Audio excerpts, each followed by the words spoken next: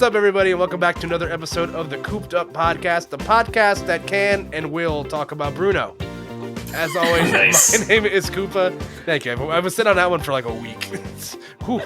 As always, folks, my name is Koopa, and each week I sit down with a friend or two, or in this case, this week, three. We talk about all the happenings of pop culture and anything fun in between.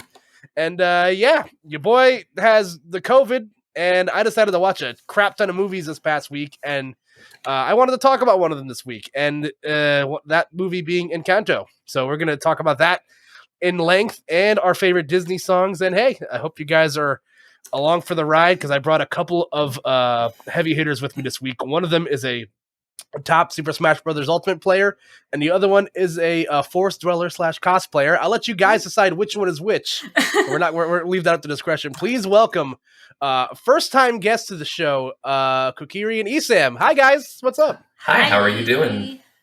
This is awesome. Yeah, I'm the top Smash player. It's true. Of course. She has two-stalked me. I've seen it. We've all seen the video. 6-4 matchup. How are you guys doing? It's been a minute. I'm okay. Also, you said that there are 3 friends here. You're including Laika. That's true. That's true. Oh, yeah. Laika is a friend. She's great. She's in the room with us right now. And we're chilling overall. Yeah, that's good. That's very good. I gotta say, as someone that's been dating a cat person, I've become a cat person now. I wasn't a cat guy before, but it wasn't until you start dating somebody with a cat where you're just like, you know what, cats kind of cool. I agree. That definitely happened. I mean, I always liked cats and dogs, but like I was like, I want a corgi really bad, and like I want to do that like as soon as I can. And then I said, "Fuck your corgi." True, honestly. And then Laika happened, and I was like, oh, this is great. It's like it's a child. You say Laika happened as if I got pregnant. I mean, that's not where cats come from. Yeah, it's so true. Well, that's for another podcast, but thank you guys so much for joining me. I understand you're both coming to us live from undisclosed location in undisclosed state / Florida. So Florida. Yeah. Listen, I gotta say, all things considered, with what happened at the Smash World Tour, the best part for me was experiencing Florida weather in December. It's so nice. Oh my God. Nice. I've like thrown the trash out without my shirt on, like outside, and I'm like, oh, this is fine. Like, it doesn't hurt. It's not cold. Yeah, if I do that, I get either A, frostbite, or B, arrested. Because my neighbors are cops. So yeah, we'll see. Fuck that. Yeah, it's an experience. But no, that was honestly like I got off the plane because I think when I left New Jersey, I had like an early flight in the morning. It was like 40 degrees. I'm wearing sweatpants and a jacket. That's like 5 degrees Celsius, by the way, Taylor. Thank you. Yes, we use the other metric tables in this podcast. But it was awesome. That'll be the only time I experience like 70-degree weather until I want to say June, maybe if I'm lucky. Because it takes forever to get fucking warm around here when it does. So I hate it, and I'm very envious of you, but only for the weather. And I think we're gonna leave it at just that. True. So what have you guys been up to? I know Eric, I just saw you recently, but KOKIRI, I haven't seen you in a hot second. How is everything going on with you guys in your part of the world? We just moved. That sucked, but it's much nicer. There's no black mold here. Oh my God! Yeah, and Laika loves it, so it's really good. She really does. She runs around so much. That's awesome. So now you have to have the awkward conversation of when Laika's going to get a job and start true. Dude, she makes biscuits, but she's got to sell them. And she didn't make a web page during the pandemic. So we're kind of like struggling there. So I don't know. We'll figure it out. She messed up. She messed up big time. There was a big Etsy business happening there back in the, between like the Tiger King era of quarantine and Animal Crossing era of quarantine. There's like a real market there where Laika could have inserted herself, but hey, there's always the next pandemic if we ever get out of this True. One. But Laika, why didn't you star in a documentary? You honestly, bitch. That's our fault, technically. Oh shit. It's very true. I watched I thought I would watch more documentaries while I've been quarantining. I watched one And then, like as I mentioned before we started the podcast, I watched like 4 X-Men movies in the last like 2 days. What was the better decision? God. No, the documentary was much better. It was on Operation Varsity Blues, which is about that school admissions scandal that like rocked Hollywood like 2 or 3 years ago. Yeah, it was about this guy who like famous people, like entrepreneurs. I think Lori Loughlin from like Full House. She like paid this dude like an obscene sums of money to like make his daughter look like a crew like player, and got them like into Stanford or USC or like one of those schools. What? And it was like the biggest like financial like scandal for colleges in like the United States, and they made a whole documentary about it. So jeez, yeah, rich people be richin'. It was true. truly something. It was like, yeah, can you make them look like a volleyball player? And they're like, yeah, sure. There's the side door to get into college, which is, I guess, that way. And it was an experience. That's for sure. I'm not going to talk about everything I've watched while I've been home the last like 5 days, because I think I'm going to make that its own separate podcast. But out of everything I watched, that was definitely probably one of my favorite ones. It's rich people. So does that mean that you watched Encanto before you were? I watched Encanto twice, actually. Oh, okay. So I rewatched it again because I'm like, I want to be fresh on for the podcast, and I did watch it like right before I did technically get sick. But yeah, that is a great transition to what we're going to be talking about. But before we get there, I do have to give a shout out to the podcast network that we are featured on. The BLEAV Podcast Network, which is the number one podcasting platform for professionals, featuring over 400 shows from people in the sports world and as well as the pop culture world. So if you're familiar with, if you like sports, if you like Bravo TV shows, if you like any sort of the things in between, you can check it all out at BLEAV.com, as well as our show on BLEAV.com/show/Koop'd, where the entirety of our library from 2021 and this year is on. We talk a lot about Marvel stuff and other TV shows. I just did a review of Spider-Man a couple weeks ago, so that is all up there on the site, and as well as wherever you get all your podcasting, Spotify, Apple Podcasts. There's podcasting services that I'm on that I've never heard of before, and I appreciate you guys greatly. That you make up truly the bottom 1% of wherever I'm listening on, and that matters. But yeah, we are here again to talk about Encanto, which is a computer animated musical fantasy comedy film by Walt Disney Animation Studios. I believe it's the first one of Disney's. When was the last one they made on one of these? I'm trying to remember. Was it Frozen 2? No. Yeah. Yes.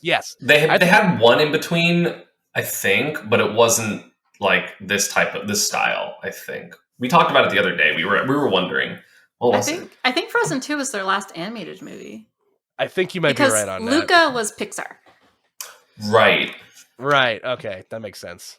Yeah, it's one of those things where it's like, as you know, Disney and Pixar have started to like blend the animation styles. It's one of those things where I have to like remind myself. It's like, oh yeah, like what exactly like falls under the umbrella?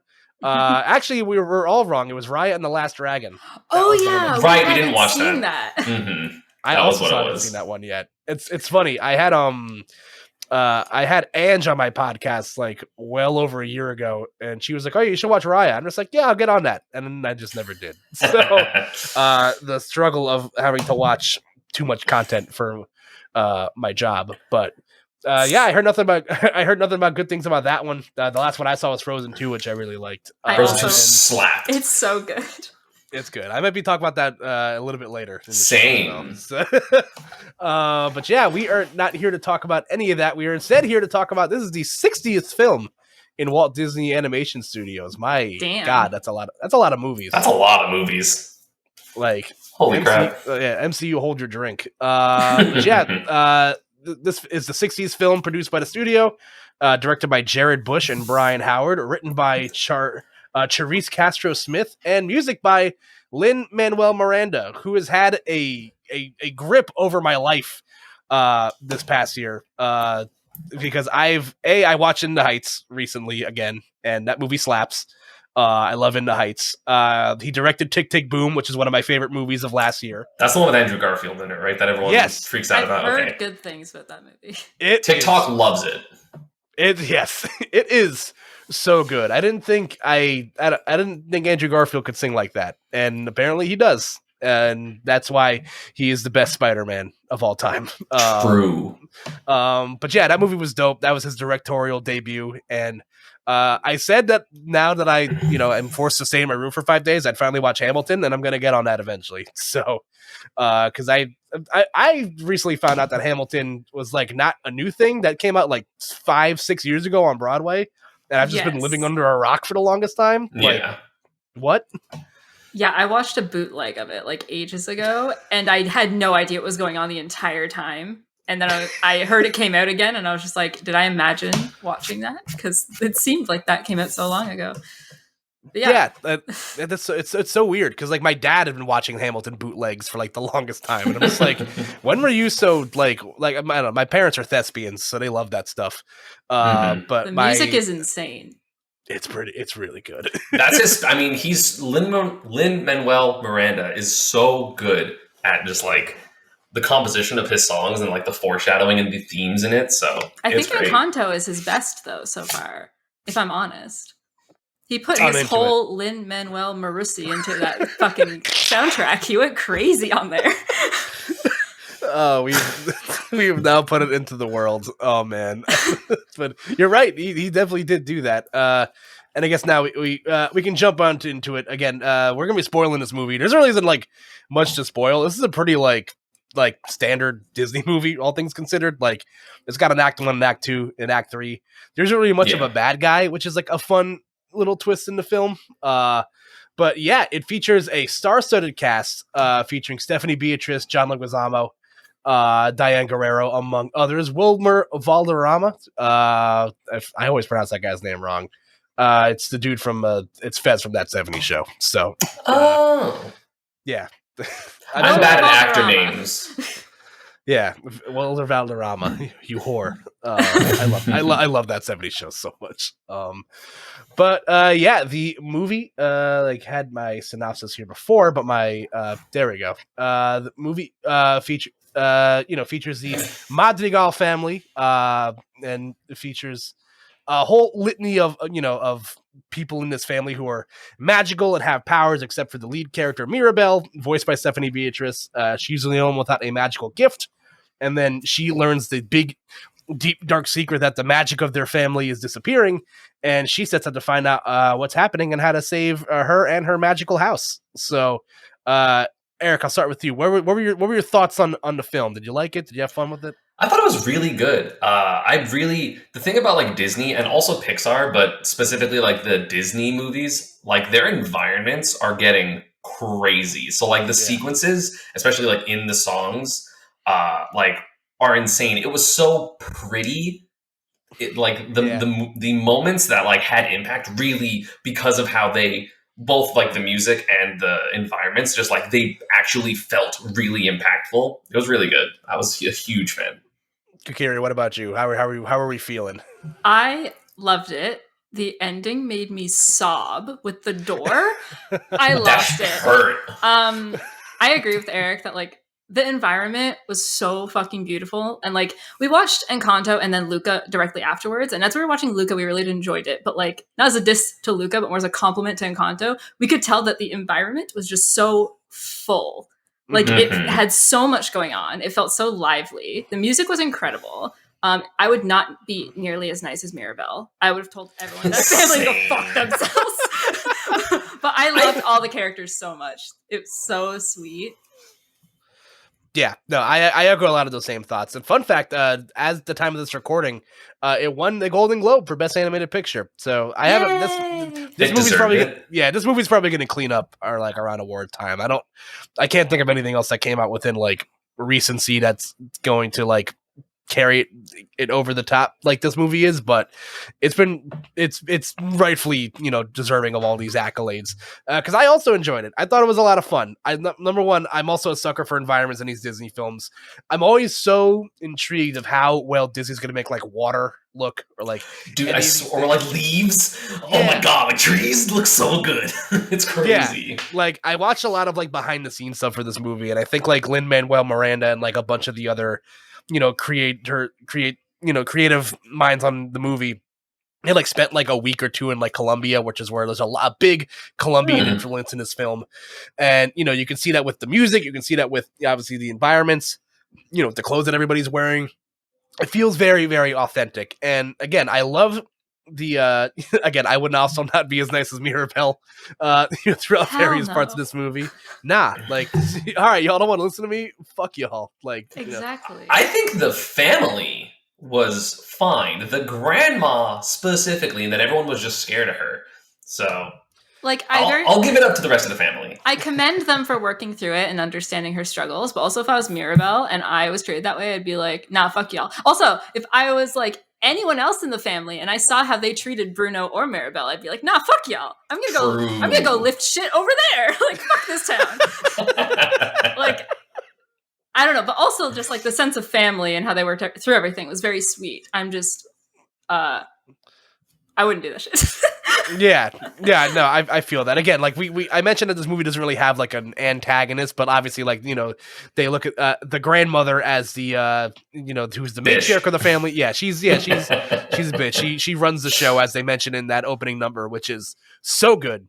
It's so good. Like the music again. That's why I wanted to do the Disney music podcast now when it was hot, because all of the music in this movie is absolutely fantastic. Again, Lin-Manuel Miranda put his whole Lin-Manuel Maurice in this film. He did, and he did that for us. And again, I think this is my favorite of his properties. Again, that opening number, the Family Madrigal is such a great song. It's such a great introduction to the family.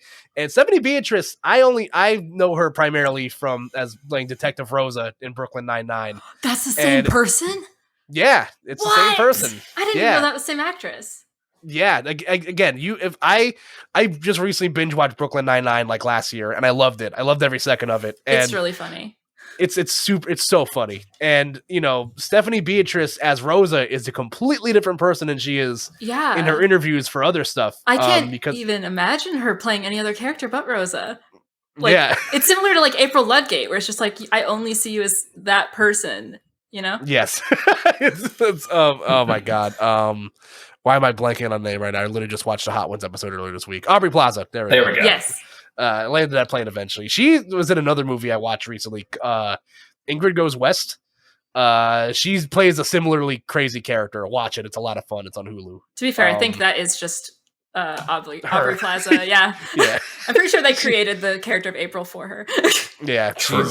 She's phenomenal. But no, it's I think I was watching like Stephanie Beatrice do press stuff for In the Heights, because she was like a minor role in the movie, but she was still like in it a lot.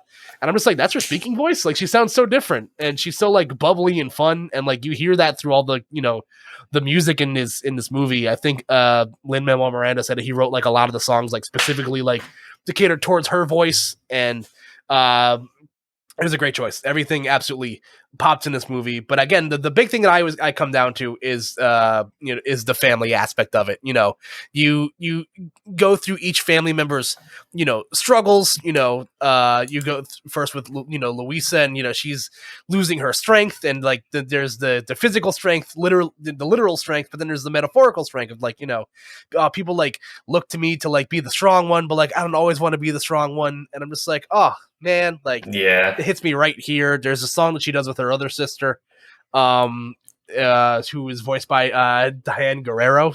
She played like a B role in Orange Is the New Black as one of the inmates. So that's again a weird crossover of all this other media that I watch is just in a Disney movie, and I don't know quite sure how I feel about it. But she has this pressure to be perfect all the time, and then she makes a fucking cactus, and it like changes her life, and I'm just like, that's so good. Like, yeah, I love that. I love that. Like all like the metaphorical stuff of like all of like the inner workings of your family, and then being the family black sheep. Is obviously a fun topic as well. So I loved all of that. What are some other standout stuff from you guys for this movie? Go for it. When they were describing Bruno in We Don't Talk About Bruno, and they were like, yeah, he's 7 feet tall and covered in rats. I'm like, oh man, he's hot. Guys, that was my first instinct. I was like, he sounds hot. And then they showed him. Hot. Yeah, and then they showed him, and I'm like, oh no, he's relatable. Never mind.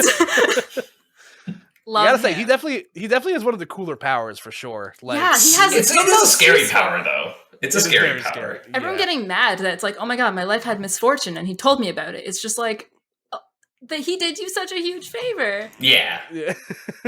I don't know why. I would have crawled in the walls too. It's just like, damn, y'all are so ungrateful. What the fuck? I don't know why both this movie and then Luca, which we watched right afterwards, they both shade Bruno. Yeah. Silencio Bruno. It's just like, what is happening? We were just like, so confused. What happened in like that year in Disney Pixar land that everyone was like, yo, fuck this name. This name sucks. That person that we're thinking of, fuck that guy. Like, fuck whoa. Bruno in particular. Yeah, like what happened? They hate Bruno Mars. Jeez. Yeah, somebody had like a bad run-in with a Bruno at a restaurant. Yeah. Or like a valet or something. It's like, you know what? Fuck this guy. I'm writing him into my movie and like giving him the greatest misfortune.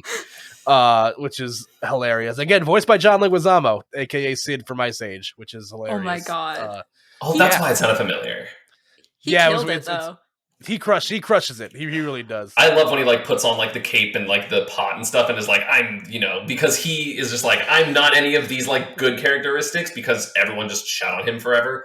That he's just like, oh no, but this one is good at this. Yeah. Like he's like, whatchamacallit? He fixes the cracks.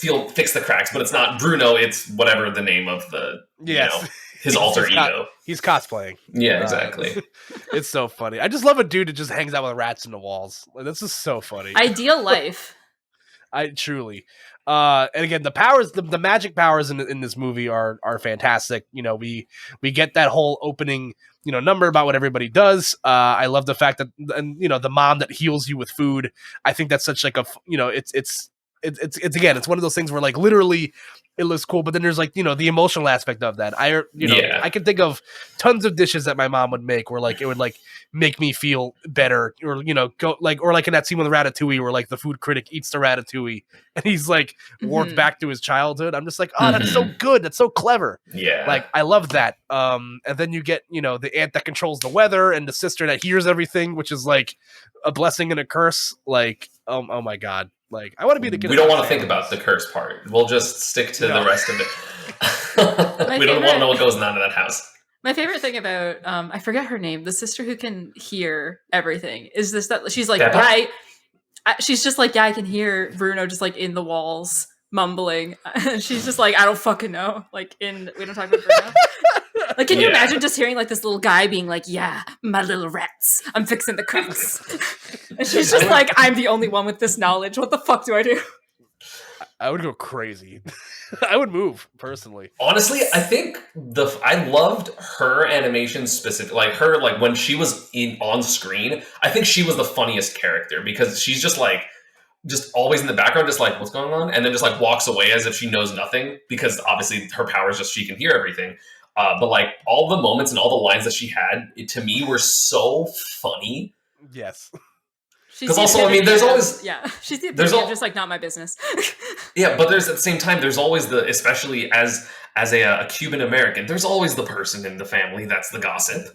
So she was that, especially like at that scene where it's going to be the proposal. Like it's just like when she's just like, I want to say it, and then suddenly the whole family knows everything because that's literally exactly what happens. Like that happened when I like finished college and I wasn't going into my next school and I was like, I'm going to do full-time gaming. Like that literally happened because I was like, don't bring it up to the rest of the family right now because I don't want to make it about me. This is like Hanukkah or something like that. And then it was like suddenly 30 minutes later, like all the younger cousins were like, yo, you're going to do gaming full-time? And I was like, what happened? And then I had to like trace back who told who. So that was accurate. That was 100% accurate. I loved it. And then you lived in the walls for a few years. Yeah, and there was someone just like carrying a piano and crying. Yeah, 100%. Casually. The sister's name was Dolores, by the way. I had to look that up. Yes. The one who can hear everything. She was dope. Is Peppa the mom then? Peppa's the aunt that controls the weather. Oh, wrong one. Okay. Yeah, we're again. There's a lot. Again, there's a lot of people in this movie and a lot of names you have to keep track of. But thank God there's a song number that does all of it. For sure.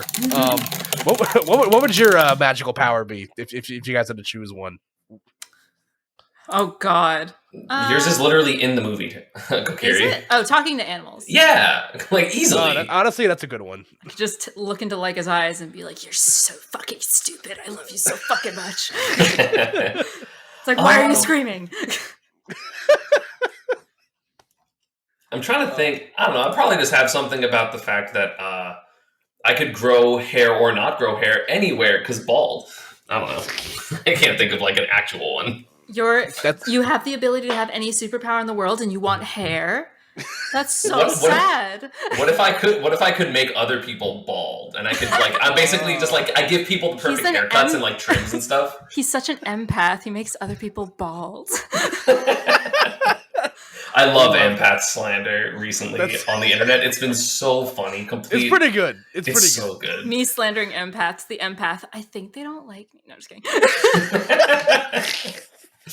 Oh my Wait, God. so you'd be Rapunzel, Eric? Oh, true, but not just for me, because I would be like the super barber essentially. Like I could make you have as much or little hair as you wanted. That would be so I could make it like better. So you would always look as exactly the way you wanted, at least in terms of hair. I take that. That helps nobody. You could heal the world's hunger or some shit. You're like, I will give you hair. You gotta start small. I respect it. What would mine be? I don't know. I'd want to like fly. I think flying is That's cool. a good one. Flying and teleportation is definitely like top like 3. Yeah. Of like anyone. I feel like at least with flying, I have like some semblance of control because like I said, I just watched like the X-Men original trilogy like last night, and there's the one that like teleports, and I'm just like, he's like, yeah, I can only teleport when I can like see where I'm going, otherwise I might end up in a wall. I'm just like, yo, true. Didn't think about that one. Yeah, there's some caveats. Yeah, time control is also a broken one, but that's like not fair. Yeah, it's just like I don't know. They do a whole. I don't know. Doctor Strange can handle that one. I'm good. Time travel scares me. But yeah, so I love the ending of the movie as well. You know, I love that the house plays like such like an important role here. It was done so well. Oh my God, it was done so well. It was like an entire character. Like it really had a lot of personality. Yeah, no, I love that aspect about it too. I saw a lot of great like, you know, discourse from like other Hispanic people being like, oh man, like I wish my toxic household came to life. Yeah. I'm just like, oh my God, it's so funny. But yeah, again, I love the, you know, the animation of the house where it's just like the kids are trying to climb the stairs and touch the door. So when funny. they're doing a party and it like turns it into like a slide. I'm just like, it's so cute. To me, that was like, it was basically like, it reminded me of Beauty and the Beast, except without words, but funnier and like better. No shots to Beauty and the Beast, but like I loved the house moving and like helping them like put on their shoes and just like the movement and the fact that it was like alive. Obviously, it was just really nice, and it was just every single time it was part of a scene, I was like, yes, that's just cool. That's just so cool. Yeah, and I think that also makes it when, you know, the moment when the house falls upon itself, when the candle goes out, it makes it even more emotional because you're emotionally attached to this character because it's, you know, part of the movie this whole time. Yeah, it's not just a building, it's part of the family and everything. Yeah, like, and that whole, again, the whole ending, you know, absolutely just hits in all the right places. You know, Mirabelle eventually gets that vision from Bruno where she thinks that she sees herself with her sister, and that, you know, they're reconciling over saving the family magic, but instead, you know, that ends up being her grandmother, and she, you know, hears a story about what happened when her husband died, and, you know, they have that whole moment of taking responsibility for what happened and yada yada yada, and, you know, it's a real beautiful moment of like a community coming together to help, you know, rebuild this house from the ground up, and, you know, everybody can still retain their powers and all that jazz, and poor Mirabelle still just doesn't have magic. She's like, y'all owe me, but I'm good, but like I don't have anything. Basically, yeah, that's rough. Real, you know, Deku energy, but also true. Yeah, except she's not breaking her fingers. She would. Yeah, she would. I think she would.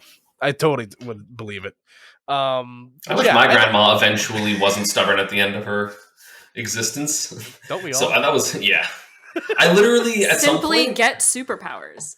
true, honestly. Like, I literally, at some point, she kept asking me because she knew that I did gaming. It was just like, hey, when are you going to get a job? And I would just be like, I have a job. And then she stopped asking me about it. And I was just like, I'm just going to lie to her until it's relevant anymore. And then I never did. So I was like, okay. So I wish that she could eventually come around. But so that was the most unrealistic part of Encanto. Not the magical powers, just the grandma not being stubborn. Yeah, there we go. I remember there was an older woman that lived next door to me for a while, and I had to like bring her mail over there one day because it got misdelivered to our mailbox. And I think someone told her along the line that I was a doctor. And she's like, "Oh, are you still a doctor?" I'm just like, "Yes, I am." Then we're gonna leave it at that. That's my superpower. I save lives. Lying. Lying to the elderly. What can I say? Beggars can't A be noble choosers. superpower. Oh man! Anything else on the film you guys want to touch on? Again, I really like the movie. Disney Animations, Walt Disney Animation Studios has really been crushing it. With these films. Again, I'm very upset that I haven't watched Raya yet, but I think it was because it was behind a paywall, like immediately when it came out. And That's everyone's like, what we it- just yeah. paid for like all these. We paid for Netflix and Disney Plus and all this, and we still have to pay more. Like, I think people were just like upset at that. yeah, that's why I didn't pay for the Mulan remake, which in retrospect probably a good idea. Nice. But yeah, any other thoughts on the film before we get onto the meat of what this episode's going to be? Surface Pressure is an incredible song. Yes, True. It's so good. I Yeah, stream Go that ahead. song is all I have to say. I have no other thoughts. Just shilling for Disney. Yeah, give Disney your money. It's hard They out already there. don't. They need it. Yeah, exactly. Eric, got anything else you want to add on here? No, just the music was great. The environment's great. And even if it's not necessarily in my super tippy top of Disney movies, that doesn't mean it wasn't a super good time that I enjoyed thoroughly. If every movie for Disney is like this quality, I will never be unhappy with a Disney movie. Yeah, I wholeheartedly agree. And I think that's a great springboard into why into the meat of this podcast, which is 3 people arbitrarily ranking their top 5 favorite Disney songs. Because the music in this movie was so good. Everybody's on their A game.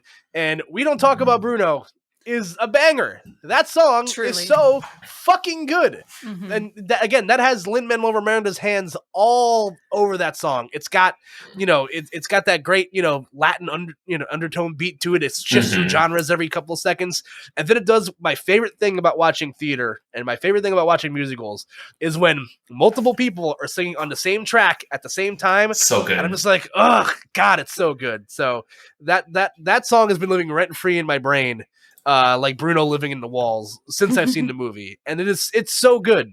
So I figured now was as good a time as not to do the ultimate podcasting content, where we arbitrarily rank our top Tier 5. list. Yeah, again, it's my favorite thing to do. Our top 5 favorite Disney songs. It's a big one. So it's a hard one. There's a lot of stuff to choose from here. There's a lot of right answers. There is, yes. I don't even think there is I'm sure if someone gave me a song, I would be like, yeah, that's probably a wrong answer, but good for you. This isn't a yeah, safe space. There are wrong answers, and I will be judgmental. That's valid. I'm interested. So I'm curious. Did you guys struggle with this as much as I did? Because I was kind of looking at my list and I'm just like, oh boy, like I have a lot to choose from. This is gonna be hard. 5 is a very small number for especially how many iconic Disney songs there are too. Like we had to me, I had to strip away the iconic songs and be like, okay, but what are my favorite? Yeah. Like ignoring the impact of them. But it's hard. I mean, I feel Kira, what like about you? listing your top 5 favorite Disney songs is one of the more easier routes. Because when you first came to me with this idea, I thought you meant let's rank every single Disney like soundtrack cumulatively. And I'm like, that is such a monumental task. That would take like 4 hours. I was like, oh We'd my be god, here that's for so days. that's so hard. And then you said top 5 songs, and I was like, okay, like objectively or my favorite, because they're different. Because I know I'm Yes. objectively wrong. Like I know my opinions aren't correct, but it took me like 20 minutes. Oh, that's good. I'm glad one of us didn't struggle desperately with this one. I reminded Eric, I was like, Eric, think of your songs like 3 times over the past couple I days. had them in my head, but she was like, did you write them down? And I was like, no. She's like, write them down. We're doing a podcast. I'm like, true. So I did that literally True. after lunch today. I love that. Yeah, I did mine yesterday because I knew in my head what my songs were, but then like I kind of wanted to go through it one more time and be like, it's like there's this song I really like, and then just like but what about this? Because like I want to pay tribute to like the legacy songs of like the ones that everybody knows about, the ones that everybody like fawns over. But also, it's just like, is that one of my favorite songs? So what does Kyle like? What does Koopa like? What do I want to listen to when I'm on a highway for 4 hours driving home from somewhere? Exactly. And I want to listen to some Disney music. So True. I was able to land a plane, and we can. And again, there might be some overlap here between us. There might not be. I'm interested. I literally just remembered one, and I literally just changed my list. Like that's what I was doing. I was looking down just on my phone, like, oh, gotta change it. I've reminded you for days, and you're like, oh yeah. But I remembered a song. Fair. So are we gonna like each name our like 5? And like okay, so are we gonna name all of our 5 at once, or are we gonna be like, this is my 5, this is your 5, this is your 5? So the way that we usually do the top 5s here is that I let my guests do their thing first, and if that song happens to be somewhere else on our list, we can talk about it if we want to. You don't have to say where it is on your list, but if you want to talk about it when we talk about whatever that song just happens to be, we can. Okay. But usually we just go, everybody gives a 5, and then we just go down in sequential order. So do we have honorable mentions? I usually save the honorable mentions for the end. Okay. Yes, that's usually what we do at the end, because you don't want to, God forbid, something goes horribly awry and my list is not worthy of someone else's top 5, and then I cry. But KOKIRI, we'll start with you. So no, we're starting with Eric. We are I don't want him to take my objectively correct opinion. I want to be. I don't know. Wait, so by the way, we didn't talk about this. We purposefully avoided talking about this to each other because I want to judge him like on record. Yeah. All right. I love that first. All right, Eric, you're up first. And what's your number 5 Disney song in the top 5 Disney songs? My number 5 is Lost in the Woods, Frozen 2. That's my number 5. Let's go. It's literally like, I don't think it's one of the best love songs or like ballad type things that Disney has had, but it is perfect for, it sounds, I mean, our voices are in pretty similar like range, it seems like. So it's probably a perfect singing song. And he sings it well. You do sing it well. Yeah. It's a good song. I thought you said while. I was like, wow, what? But like, it's literally, so a little story is me and KOKIRI listened to the Frozen 2 soundtrack before. We were really impatient, and we listened to, at first, like the bonus tracks of the Frozen 2, and then we just kind of delved into the main one because we were just really impatient. And it was funny because we listened to the song and we were like, this has to be done in like an early 2000s, late 90s ballad music video, but there's no way they're going to do that. And then they did it in the movie, and we freaked out. Yeah. It was so good. It fully had to be like an 80s like montage ballad, but like as a parody made in the 2000s, because that's the energy it had. And they really delivered that like in the movie. It was the song slaps. Slaps. It's a good song. Yeah, and then you find out at the end that when you're doing the credits for Frozen 2, I remember they picked 3 songs specifically that were sang by like recording artists in Hollywood, and I think Into the Unknown was done by Panic at the Disco. Mm-hmm. This was Weezer. And then Lost in the Woods was done by Weezer. I'm just like, God, it just makes so much fucking sense. Perfect. I'll piggyback off of Eric because that was also number 5 on my list. I remember when I was seeing this movie in theaters with some friends. I completely avoided the soundtrack outside of Into the Unknown because it was shoved down my throat. That's fair. And they get to the scene with Kristoff, and I'm just like, I hope out of anything in this movie they redeem Kristoff by not giving him the worst song in the movie, like Reindeers. One. Yeah, or like that was a good no, not the Reindeers one, but they really did redeem him because he can sing. And they did, yeah. Jonathan Groff is a fantastic singer. And then, they do the music number, and I'm just like, is he going to, like, serenade the reindeer again? And then I hear the electric guitar, and I'm just like, oh, it's a power ballad. What? Like, I was, like, viscerally in the theater. I was like, oh, shit. Like, they're doing it. And then, they do the whole parody thing, and I'm just like, oh, my God. This is fucking fantastic. It was incredible. Like, Eric and I were jaw-dropped staring at each other like, is this actually happening? It was so good. Yeah. Yeah, but again, like you, it's a common one for me to sing, at karaoke or like when I'm in the car by myself or in the shower. It was my alarm clock for a stretch of time, because it's just like there's no better way to start your day than the Jonathan Groff, serenading you, with electric guitar in the morning. I'm always scared to put music that I like as an alarm because I don't want to like be annoyed by it. Be like, oh, God, fucking shut up. I'm always scared. No, listen, this was fantastic. The Frozen 2 soundtrack in general is really, really good. And this song to me just stands head and shoulders above, like, as my favorite song on this soundtrack. So is it my favorite? No, because there's obviously other songs on my list above it that I like more. But to start things off, I'm just like, yeah, this song has to be on my list because it's a banger. Frozen 2 kicked Frozen's ass in terms of music. It really did. I agree. Oh, wait, did you listen to the bonus tracks from Frozen 2 as well? So do you know Get This Right? Yes. Such a good song. I wish I saw that animated. It was so cute. It's the cutest. It was so good. I can't wait to watch Frozen 3 in I don't know, 6 more years, whenever that movie comes out. Yeah. If I'm down. The third one. Whenever they stop profiting off of Frozen 2 merch. Which will be never. Never. All right, Kokiri, you're up. What's your number 5 on your objectively correct Disney music list? It's not Lost in the Woods. Mine is Mine. I actually don't have any Frozen 2 music in my top 5, which I think might be a mistake. But mine is "Strangers Like Me" from Tarzan. Oh, that's a good one. Did I have it on my list? I think I left that one off. Phil Collins went crazy on that soundtrack. He did. Like that entire soundtrack, I could have just put as like in my top 5. I love that soundtrack so much, but "Strangers Like Me" is my favorite. It's so fucking good. Yeah, that was a tough omission for me because I think, fun fact, I still believe, if I'm correct in this, that's the only Disney film to win a Grammy. As it should. Not that the Grammys are any actual measure of anything, but as it should. No. It now matters because it validates my opinion. True. Yes. No, but again, I talk ad nauseum about how much I love the Tarzan soundtrack. It's so good. It's so underrated. So no one thinks of it when they think of Disney music, I feel like. Well, because the characters don't sing it. But it's not a musical. It's just Phil Collins in the background being like, there's monkeys. Then like hitting like 1,000 tambourines. It's the best. It's Phil Collins singing over Rosie O'Donnell, banging on some pots and pans. Exactly. Whatever might be happening. That song is also amazing. That song also is awesome. As a beatboxer percussionist. Yeah, as a beatboxer percussionist, I'm just like, this is heaven for me. Yeah, the only song the characters sing don't have lyrics.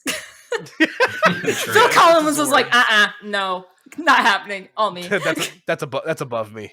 Fun fact: I remember. I think around the time that I think Tarzan was one of the first movies I saw in theaters when I was like a kid. I think I was like 6 or 7. How old are you again? I'm 27. So. Okay. Yeah, so I remember buying a Tarzan figure from Blockbuster. Hell yeah. And that stood on one of my shelves for years because I just love Tarzan that much. It's a really good movie. Also, so like good. we rewatched it within the past like year. Yeah.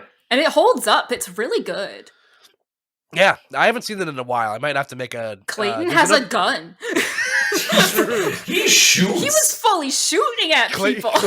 Clayton do be shooting in that movie. It's definitely. It was around that time where like Disney could like get away with that stuff for a while. True, and it was also a deserved death. Fuck that guy. Fuck that guy. Oh yeah, he was. That death was also brutal. Like deserved. That movie is low key brutal, but also like so beautiful, like so good. I think my partner just recently read like the book. And so I think it might be a good time to watch the movie because there's a song in there that she really, really likes. So not giving away picks, though. Just out of fear. So we will move on to our number 4s. Hopefully we all don't have to say. If we have to say number 4 again, I might lose my mind. Eric, what's your number 4? Oh, you didn't reveal one, so you can go first on this one. All right, I'll go first on this one. My number 4 is You Got a Friend in Me from Toy Story. Sleeper pick. That's a good one. That's fair. That one's iconic. I didn't even think about that. Yeah, I was like, is this cheating if I include a Pixar movie? But I'm just like, it counts. I don't think so. It's iconic. I love this song so much. Toy Story has been a constant fixture in my life, literally since I was a kid. It's fantastic.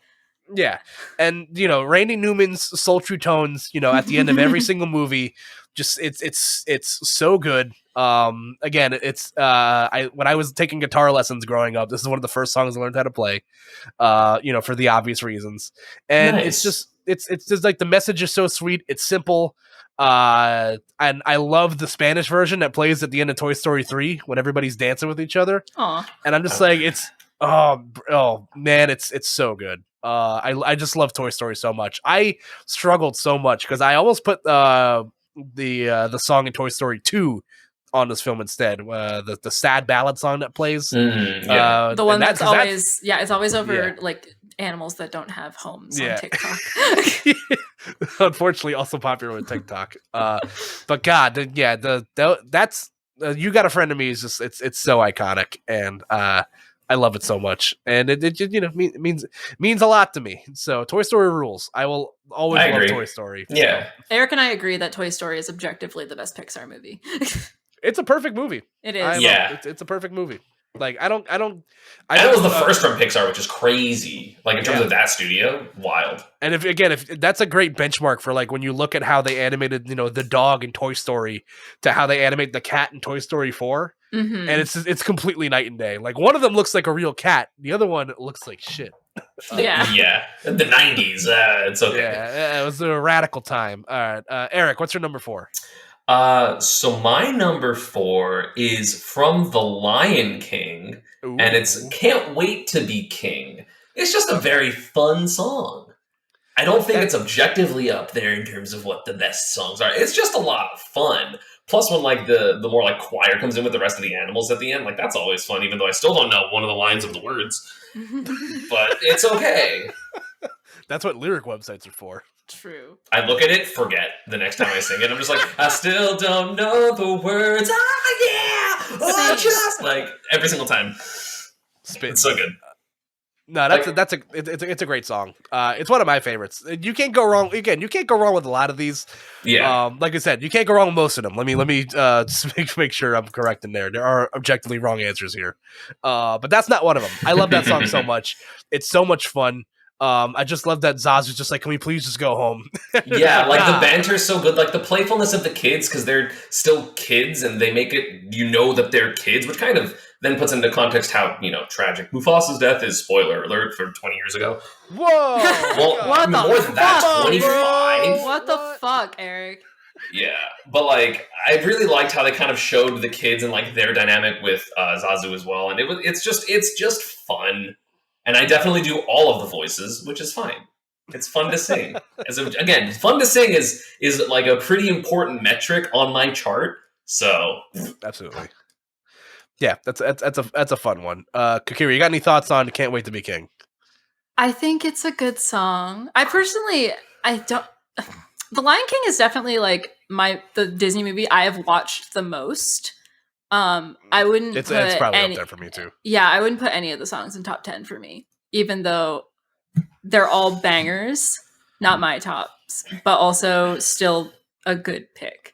I think probably the best song in the movie, because "Can You Feel the Love Tonight" is awkward. Those are fucking lions, dude. Like, I don't want. And like the song that is probably the most recognizable with like holding up Simba. No one knows the words to that. A Circle of Life. No. Yeah. No, not like, but the beginning part, like the part that everyone references. Yeah. Nobody knows what no one knows those words. And like the Scar one's weird. And like, be prepared. Be prepared is a good song. It's fun. Yeah, I like it. It's good, but it's weird. It's weird. It's up there. It's like if that was your favorite song growing up, you stayed away from that kid. And then Hakuna Matata is like TJ Maxx poster. Head swoopies all day. That is a good animation. Satisfying. Yes. Yeah, that's fun. It's funny. I recently, I mean like well over a year ago, I watched a live action version of The Lion King, and Hakuna Matata to me is a song that like I preferred the most. Really? I mean, it's good. It's really good. It's just that it's been appropriated by Disney moms, I feel like. Yes. It's true. So true. Oh my god. No, I like that song like the better in live action than in the movie because it's sang by Billy Eichner and Seth Rogen, and I'm just like, hell yeah! Okay. It's so funny. It's so good. But yeah, I agree. I think the soundtrack for Lion King, it's better when it's sang by Elton John and it's on the radio everywhere. But that's a solid number 4. I no complaints from this camp. KOKIRI, what's your number 4? Let it rip. Mine's "I'll Make a Man Out of You." Ooh. Yeah. I feel like Eric might have this one higher, but I put it at number 4 because that's on my list. I'm not going to spoil where it's at, but it's on my list somewhere. Yeah, I figure that's what when I was looking at my list, I realized like, do I have that? I feel like that one's lower than what most people would, because it's the best one to sing. It's just the best one to sing really in the fun. car. Like that's the one you put on with your friends because it just goes so hard. But Donny Osmond went that hard for us. It's so good, and like even like the visuals of it in the movie are so good. But y'all are going to talk about it later, so yeah, I think it's a good song. Hot take. Yeah, it's really enjoyable. There's nothing like the build-ups, the characters, the voices. We'll get there. Save it for later. I'm gonna say I objectively don't think it's the best song in Mulan. I think Reflection is the best song. Yeah, I don't want to listen to that all the time, and also you can't sing along to that unless you're like a god at singing, or you're like you sound really good when you sing it. Yeah, I very rarely put my balls out like that because it's either really impressive or humiliating. That's fair. Whereas like there's no wrong way to sing "I'll Make a Man Out of You." So. Yeah, I gotta say, like, pound for pound, like, Mulan only has, like, a handful of songs in it, but all of them are really good. They are really good. I even liked, like, the song about, like, everyone singing about, like, you know, a girl worth fighting for. That one's good. fun. That's fun. I think the worst one is when they're, like, making her up. Yeah, that song sucks. But song's not good. You know, 4 out of 5 is fine. 4 out of 5 is still good.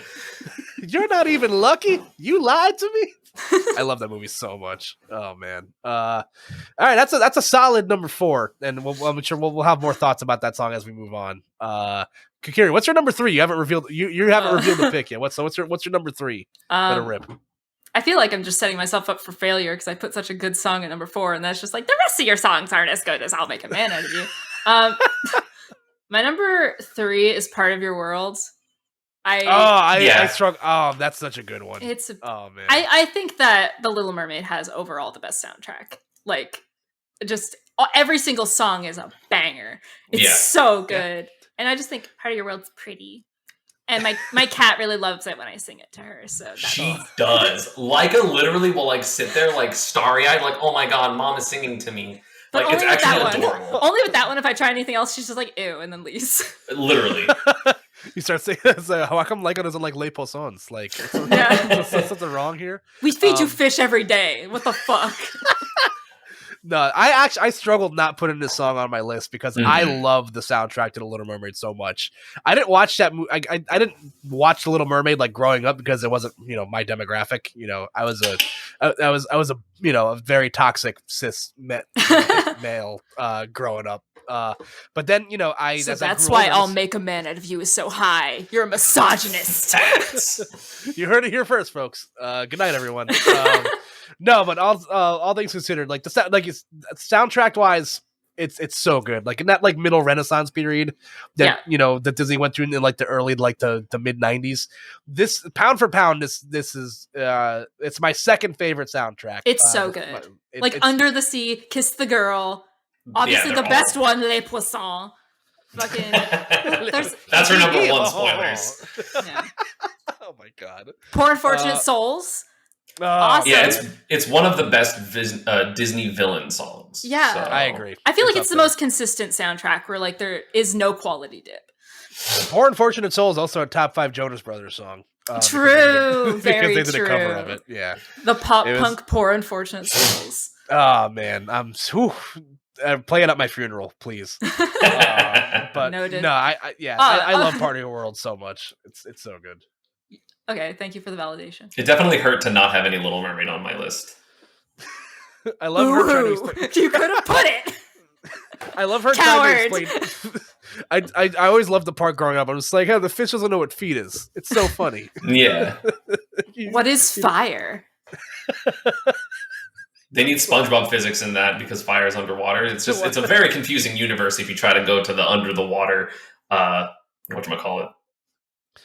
Words. Never mind. I can't think of the Under the Sea. No, as in you know the song. Fuck off. Oh man, that's rich. Eric, so to save yourself from finding the words, what's your number 3 song? My number 3 was actually "Show Yourself" from Frozen 2. Oh, two Awesome Frozen song. songs. That's an awesome song. I think it's the best song on the soundtrack. Obviously, I can't sing it as well because it's Idina Menzel. Can't do her. Not even close. But it's just Why are you it's talking so, about doing other women? No, I'm just kidding. It's just I'm just gonna completely discontinue. That wasn't my honorable mentions. Show Yourself is like such an Okay. incredible song. It's so good. It's so powerful. Again, different because it's the music versus the visuals, but the visuals were great. The comeuppance, like the music building overall. I would have honestly put it higher than number 3, but there's one issue with it, which I think I actually mentioned to KOKIRI the other day. Like the way the choruses work, like the all of my life. The first one is the least powerful. Then the third one is the second least powerful, and then the second chorus has the most powerful, like with the upwards run. Yeah. But for some reason they do it like at the less powerful moment. But that's really nitpicky as just me. I'm not saying that's objectively better or worse, but it's such a good song and it's just fun. And it's one of those like I finally know what my purpose is type song. And I don't know, given the fact that there was a movie and about a half, 2/3. Before that moment for Elsa actually, because like Let It Go is, but then stuff happens. But this one feels more like actually like her moment of like, oh my god, like I get it. Yeah, right. Let It Go was just fuck everyone, fuck all these people, and then Show Yourself was like, oh my god, my mom is magic and she's in a cave. Yeah, exactly, and it's clearly the second one is better. Yeah, no, that whole sequence also like in the film itself, like I'm watching it for the first time, I'm just like, dude, what's gonna happen? How is it gonna be? And then and then it's Elsa's mom, and then it transitions into like that like ballad song she sings at the beginning of the movie, and I'm just like, oh yeah. The call into the what is it called? Into the Unknown.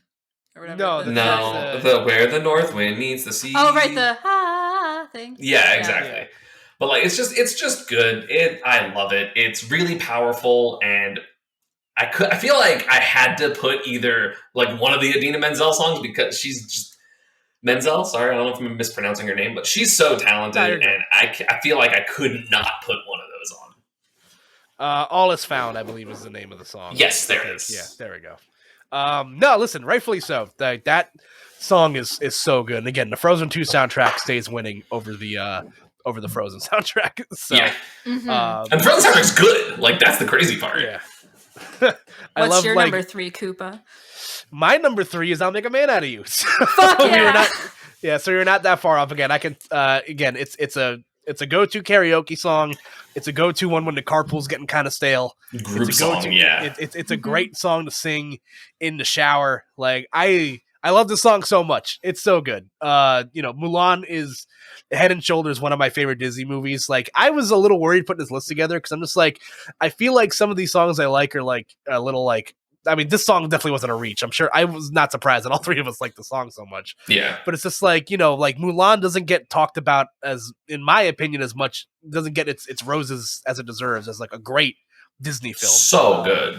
It's so good. And I have vivid memories growing up when this movie was like coming out in theaters, and like they had toys at McDonald's and they had like specialty plates with people's faces on it. Like back when that was a thing. Wait. That just core memory unlocked again. Whoa. I think I had one of those. Yeah. I definitely had at least 2 of them. I think my grandma had a glass with Mushu on it. So like this movie was around me a lot growing up, and this song is just so stinking good. Like the whole sequence is awesome. Donny Osmond went that hard for me and just me.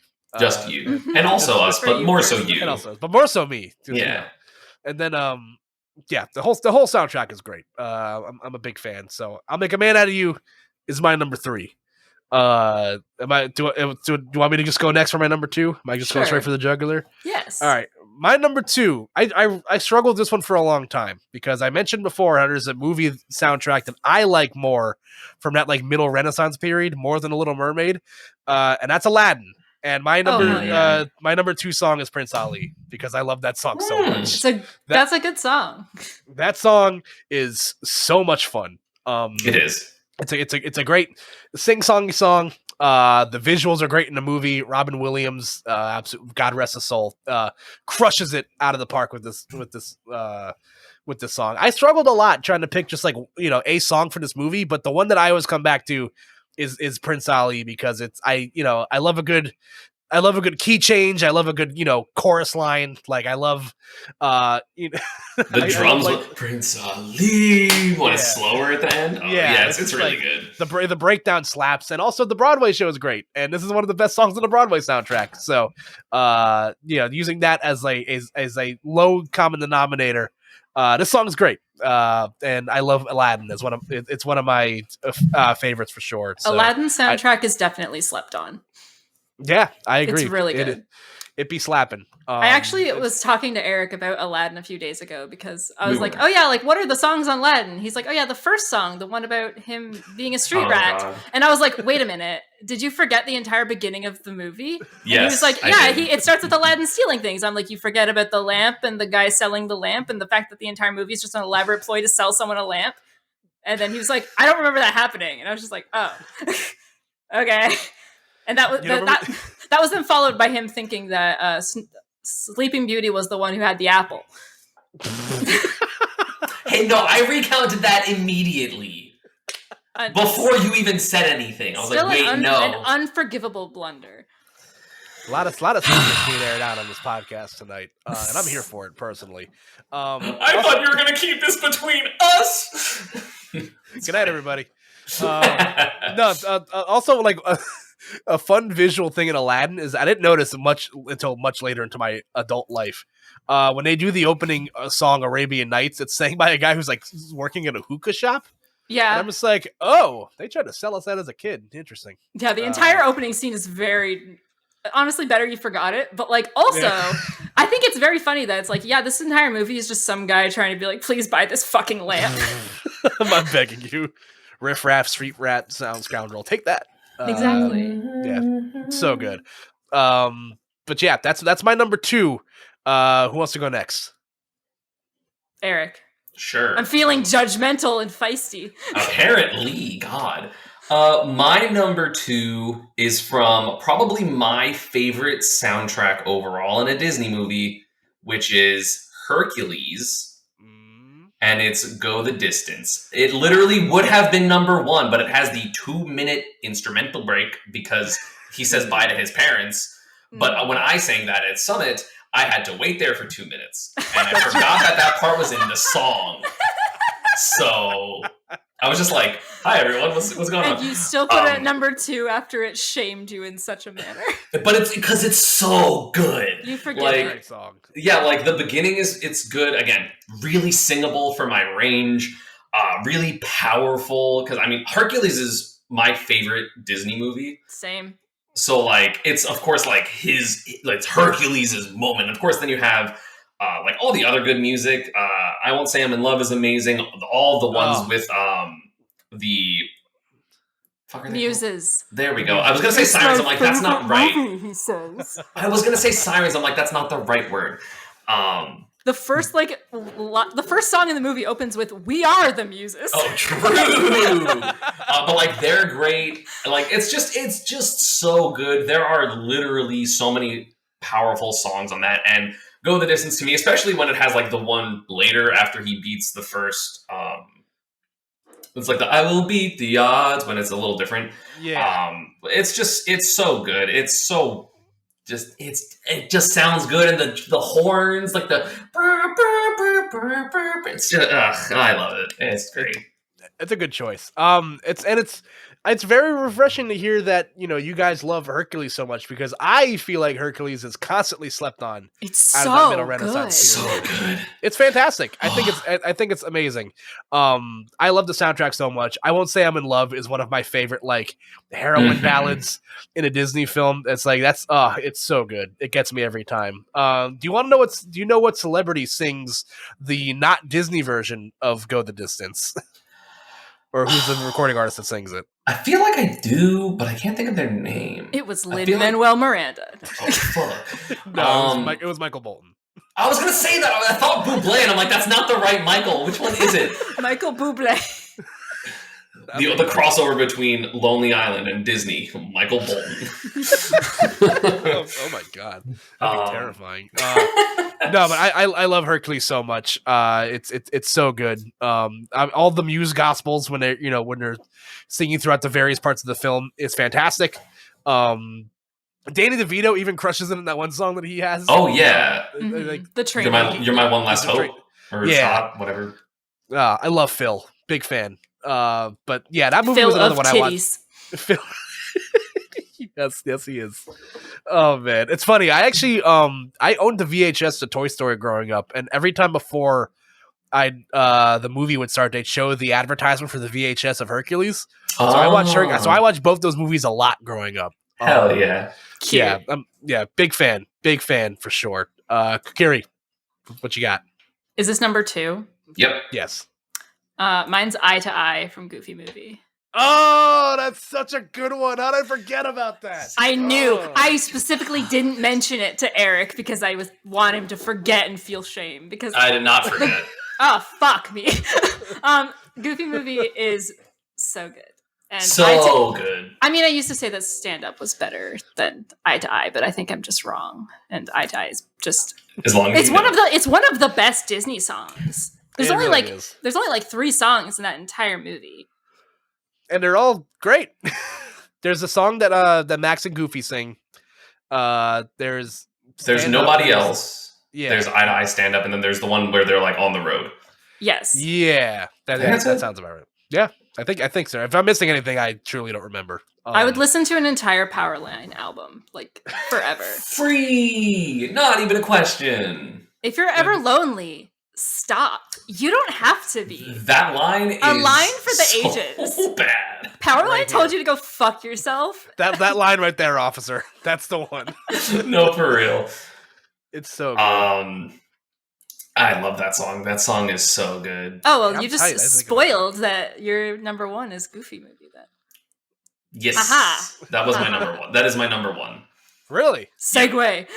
Yeah, no, I think it's such an amazing song. I don't think in the context of like all of these, again, objectively, maybe not, but it's just so good. It's like the power of, I think his name is Tevin Campbell. Yeah. That's his voice is obviously amazing. I love the backup singer too. The perfect cast. The moment on the stage when everything, like the whole movie comes to a head. Oh, it's so good. It's perfect. I love that song so much. It is one of, like, I can't sing it because that is a little out of my range unless I'm screaming. And then it's like, that's the last song because then I'm just like, I can't talk anymore. Right? Like it's definitely that song. But it's so good. You risk it all for that song for sure. Yeah. Mm-hmm. No, it's so good. I'm very upset I didn't put it on my list. It was definitely it would be in my honorable mentions for sure. I might have put it on my list if I remembered about it. But again, easily forgotten somehow. No one remembers Goofy Movie because it's not in like the major, like, yeah, these are the classic like princess, Yeah, exactly. Movies. And you know what it was that also hurt that movie a lot is that before Disney Plus came out and that movie obviously became readily available for streaming, they would only show the Extreme Goofy movie on like whether it be cable or it was on Netflix for the longest time. And I'm just like, this movie is fine, but the Goofy movie it's is not a a better Goofy movie. Like it's definitely a drop. Yeah, why are we all wearing white gloves? Like that line's funny. That's great. But like everything else is like it's so not as good as the first movie, and it makes me sad. But that's a great number 2, and I guess we also just spoiled Eric's number 1. So Kokiri, you should go back for back. What's your number 1? My number 1 is I Won't Say I'm in Love. Okay, there we go. That's a great one. I didn't want to sneaky spoils while you were talking about it, so I just shut up. But that's my favorite. It's so good, and the inclusion of like the muses in it is the best. Who do you think we're kidding? That's so cute. It's the cutest. It's just the cutest. I love stupid, cute music, and that's the best one. Yeah. And Phil Collins. Yes, I love Meg. Meg is again. Meg one of my is favorite. that bitch. She is that bitch. She's great. I love everything involving Meg in that movie. She's fantastic. She's one of my favorite Disney heroines for sure. That song slaps. Again, I love a good ballad. I love a good little slow song thinking about you're in love and shit. It's really cute. It's very cute. It's the Western equivalent to a tsundere. She's oh no, I'm not like. Which I'm sorry for making that comparison, but like she'd really be just like stop. She's fantastic. I love her so much. Okay, this is where I hang myself out to dry with my favorite song. I thought long and hard about this one, but there's one Disney song that I constantly find myself going back to that I absolutely love. And I mentioned I love a good love song. I love a good slow song. My favorite Disney song is "I See the Light" from Tangled. Yeah, I forgot about that song. Oh, I did God. not forget about that song. That song is amazing and so good. fucking cute. Yeah, that song absolutely crushes me every time I listen. It's so good. It's that song's so gonna be at our good. wedding. Yes. No, I feel bad for forgetting about it now because yeah, you insensitive fuck. Yeah. No, it's in my opinion, it's not the most iconic couples love song because that's A Whole New World. Yes, but like it's definitely to me my favorite. I agree. It's so beautiful. And the scene is just awesome, like in the movie. Yeah, and like, you know, Mandy Moore and Zachary Levi again absolutely crush it on this song. And you know, it kills me every time I listen to it. The visual is fantastic. I love the harmonies on it. It's a fun one where like you know, if you're in a public place that's playing Disney music for some reason and you hear it and it starts and you can sing the harmony to it and someone's like, "Oh, you know." I'm just like, "Yeah, I know." I love Tangled so much. Tangled is it's in my top 10 for sure. I'm surprised. Disney films. It's my second favorite Disney movie. I can't believe it wasn't in your top 5 songs, Me? Kokiri. Yeah. I thought about it and I decided to go with the classics more, but it was in my honorable mentions. It's like an incredibly good song. Yeah, it's beautiful. Yeah, I love it. It's so good. Like that last note when there's "and now that I see you," I'm just like, it crushes me. It's so good. Beautiful. Yeah, that movie's very underrated. Yes, I agree. It took me a while to come around to it. But I had an ex-girlfriend that loved that movie, and I'm just like, it's all right. And then I'm just like, well, second thought, she might have been spitting. Like it's a very good movie. And it's definitely in my top 10 for sure. I'll tackle that list a later day when I feel like that's hard. My brain. That's a hard ask for sure. We've spent many hours doing a Pixar tier list. We've had a lot of struggle on that. I do a podcast where I rank my with Camelange. Actually, we rank our top 5 favorite Pixar films. So nice. That's a fun one. Spoiler so what's your alert. number one? Listen to the podcast. Fair, it's Toy Story 3. That's my favorite. Oh, one. Really? 3? Toy Story 3 is my favorite because it's the emotional weight on it. It's so good. I really liked when they almost all burned to death. Kind of hype, kind of lit. I cried. I was bawling my eyes out. Like I was just like, are they actually going to do this? Like, what?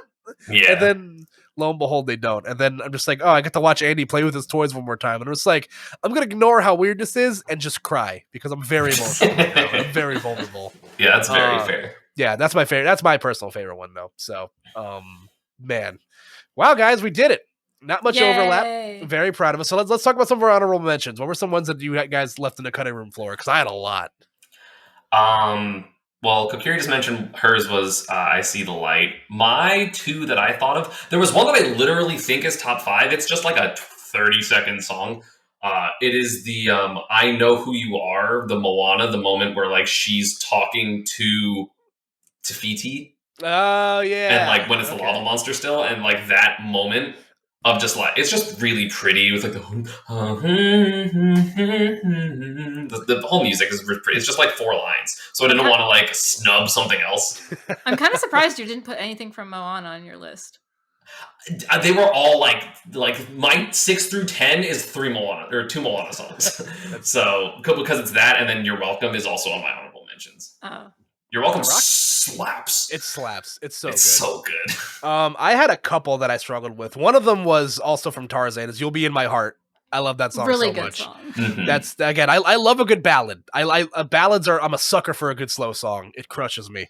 That was one I left on the cutting room floor. I left The Circle of Life off my list because I'm just like it's a That's little fair. too like I'm just like it's fine. I prefer the Elton John version anyway.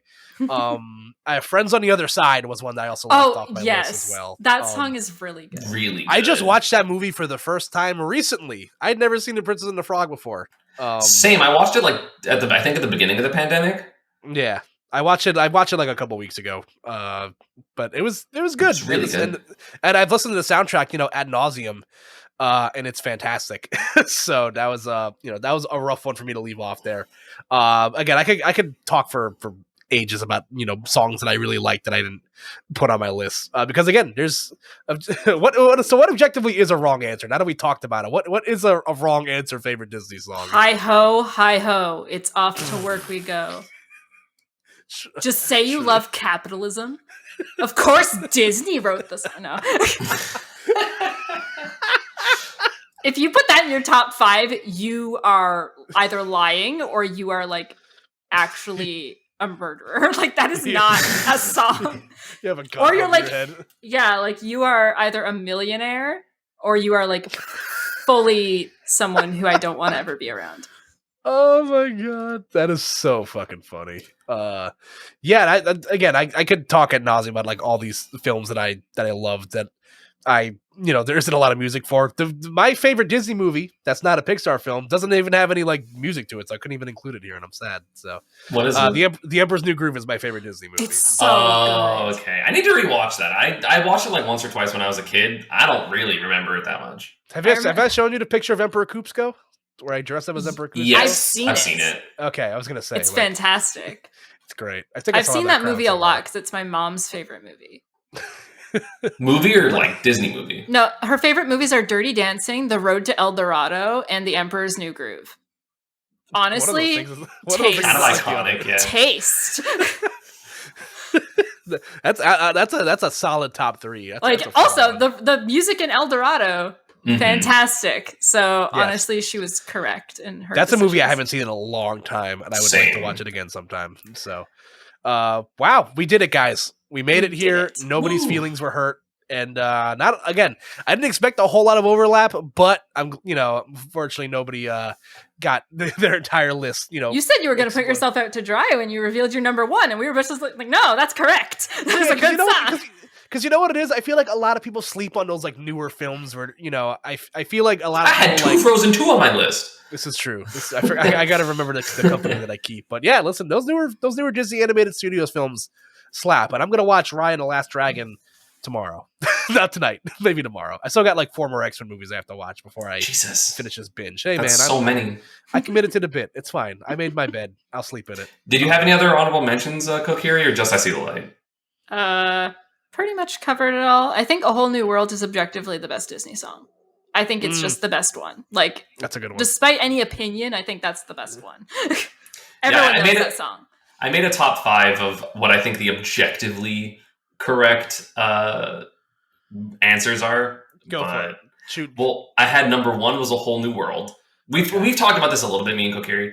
I think number 2 is Let It Go because the wave of amount of society, money. Yeah, like the societal impact of Let It Go was insane. And then I put honestly, I put Under the Sea and Part of Your World in my top 5 objective because like Under the Sea was one of those. It's kind of like to me what Toy Story did, but like in Disney, where it's like, oh my god, like fish have feelings, right? But like I feel like a lot of Disney be like the ocean exists, and we're like, oh my god, banger. True, yeah, but like I feel like it was, I feel like those were just iconic there.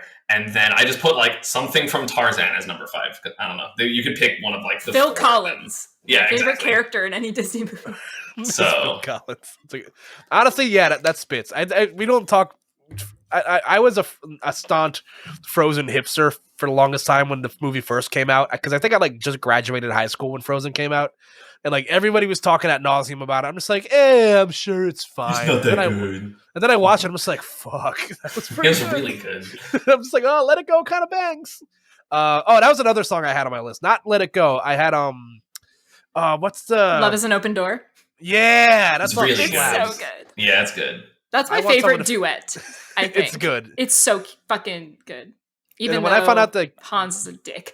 yeah, Hans sucks. And then when I found out that Kristen Bell also like isn't like technically a singer, but she's She does so Veronica good. Yeah, I'm just like Veronica Mars can sing. What? Yeah. In this economy? Like, what's going on here? Like, that's crazy. That song slaps. I want someone to finish my sandwich. It's what I yearn for in my life. But yeah, I think we covered about all of it, guys.